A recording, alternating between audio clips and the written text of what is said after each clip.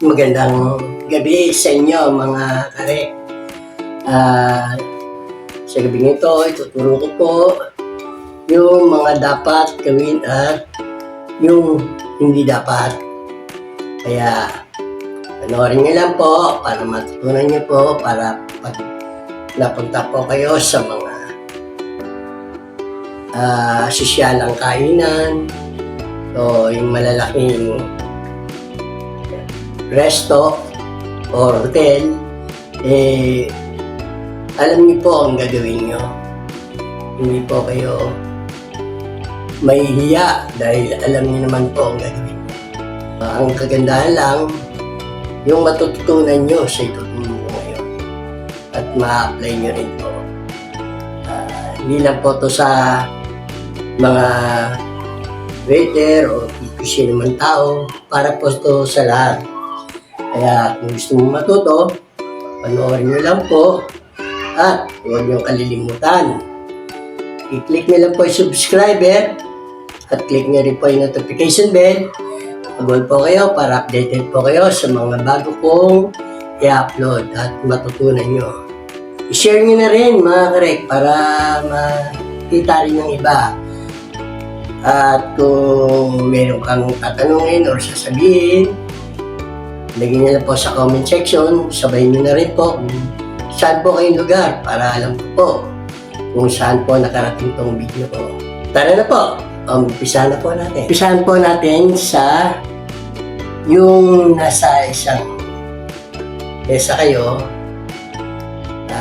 wag na wag niyo pong gagawin nauubo po kayo. Kahit ba magkakilala kayo, wag po kayong uubo ng ganyan, uubo kayo na kasi siyempre yung ubo may kasamang virus po, kaya wag po kayong uubo. Wag na wag din po kayong ganon, wag po. Kasi po, kaya po hindi po ganon. Yung virus po nandito po. Kapag umawak po kayo sa isang bagay at hinawakan din po ng mga katabi nyo, kung may sipon kayo, pwede po silang maawa. Ganun. Kaya, ang pwedeng gawin, kukuha po ang tissue, igaganin nyo po dun sa kamay nyo para hindi yung bacteria pumunta dun sa kamay. Yun na mismo sa tissue.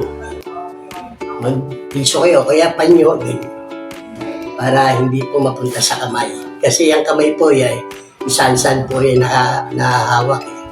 Baka po naiwan yung bacteria, kawawa naman po yung susunod na hawak. Mahahawa po siya.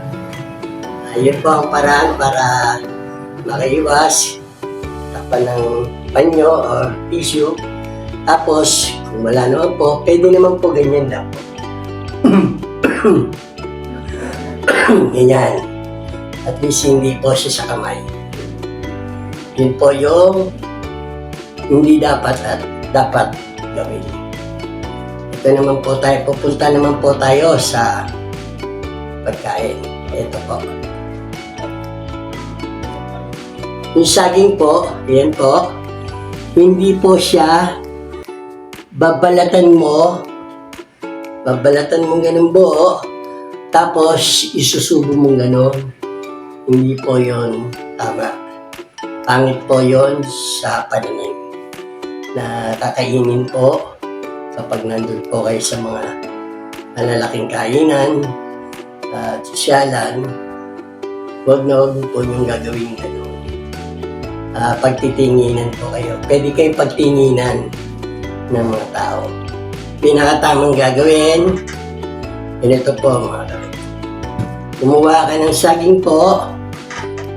Yan, ganyan po. Nilagay niyo po yan. Kumuha ka dito sa isang lagayan. Tapos po, ano po gagawin niyo? Ganito po. Pitin ng tindor. Tapos, hiwain po ganyan.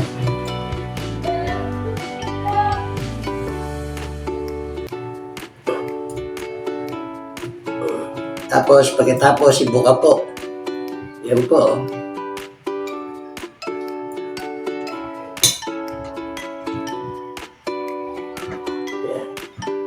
Kung naibukan na yan mga karek, ano po gagawin?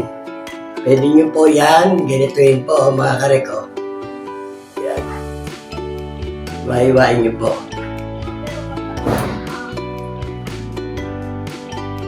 Yan. Pag nahiwa na po, pwede po ilagay yung knife. Tsaka tutuhugin po. Yan. Ito po yung right mga karek. Tsaka kakain ka po. Ganun lang po. Yan. Diba lang po? Yan po. Yun po yung tamang pagkain ng saging. At doon naman po tayo susunod sa ngayon naman po paano po kumain ng pizza. Ito po, tuturo po. Isa lang po kasing hati. Halimbawa po, isang buo po yan na pizza, iwa ka lang po ng piraso, hindi nyo po pwedeng ganyanin, tapos hindi po. Dahil may mga sauce pa yun. Ang style po, kuha ka isang piraso, tapos ganito po ang gagawin. Hindi po yung pwedeng kunin mo at ganun mo. Hindi po ganun. Hindi rin po ganito. Na gaganyan nyo. Yan, hindi ganyan. Tapos siya mo kakainin. Hindi po. Ang tama po, paano yung pizza, isang buo po yan, kuha ka po ng slice, ganito po. Tutupi lang nyo pong ganyan, at gaganyan nyo po. Yan. Yan po yung tamang kain ng pizza po. Naka-tupi po siya. Tutupi nyo lang pong ganito. Andaan! Tapos na pong kumain, o hindi pa tapos kumain, ito po, huwag kalilimutan. Kung hindi ka pa tapos kumain, laging nakaganito yung kubiertas mo. Ang ibig sabihin yan, hindi pa pwedeng kunin. Kakainin niya pa yan. Pag hindi niya pa, pag ganyan ang forma, huwag pong kukunin ng waiter. Nag-pause lang siya, pero kakainin niya pa yan. Kakain pa uli siya.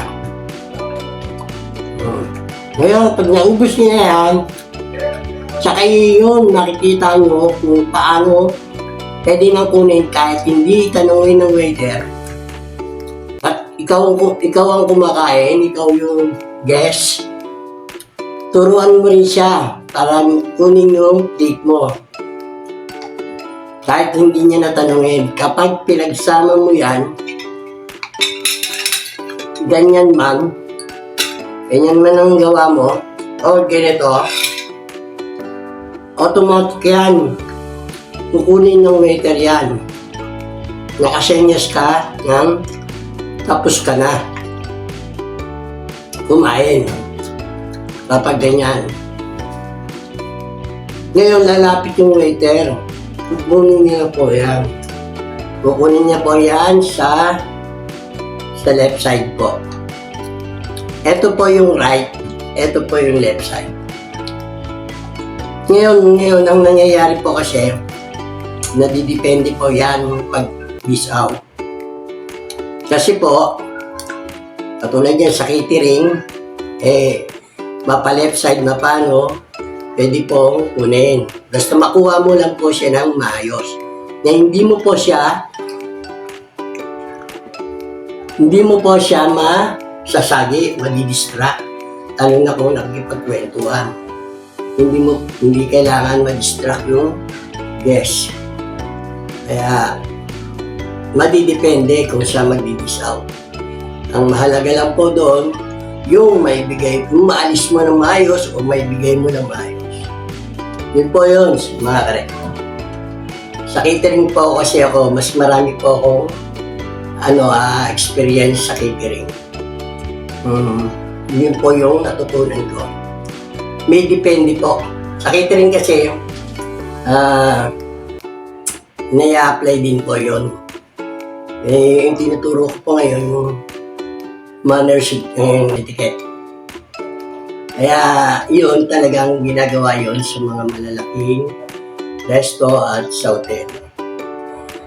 Sana mga kare, meron kayong natutunan at may apply nyo rin sa inyo at ito i-share nyo rin para malaman din ng mga kapitbahay o yung mga anak nyo, naturoon din sila na kung paano ang gagawin nila para matutunan din nila. Number one po, tapos na po kumain, yun.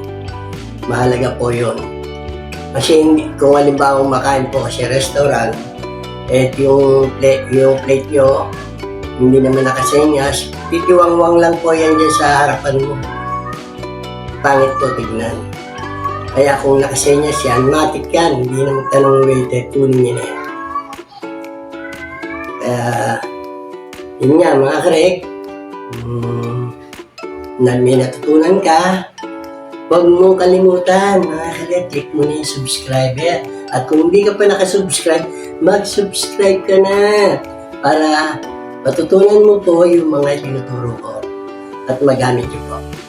Click nyo lang po yung subscriber, click nyo rin po yung notification bell, mag-all po kayo para updated po kayo sa mga bago kong i-upload. At share nyo na rin. At kung may sabihin kayo, ligyan nyo sa comment section. Sasagutin po natin. Hanggang dito na lang.